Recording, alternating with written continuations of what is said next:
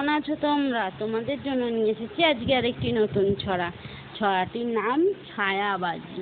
লিখেছেন সুকুমার রায়। আজ গুবি নয়, আজ গুবি নয়, সত্যিকারের কথা। ছায়ার সাথে কুস্তি করে গাত্রে হলো ব্যথা। ছায়া ধরার ব্যবসা করি, তাও জানো না বুঝি? রোদের ছায়া, চাঁদের ছায়া, হরেক রকম পুঁজি।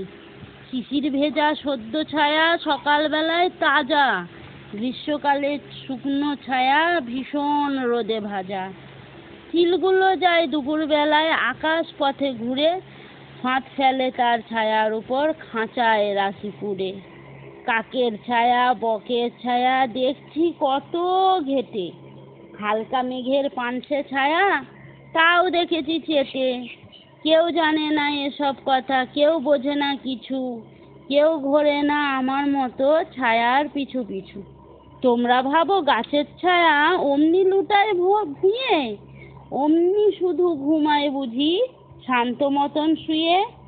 আসল ব্যাপার জানবে যদি আমার কথা শোনো, বলছি যা তা সত্যি হবে, সন্দেহ নেই কোনো।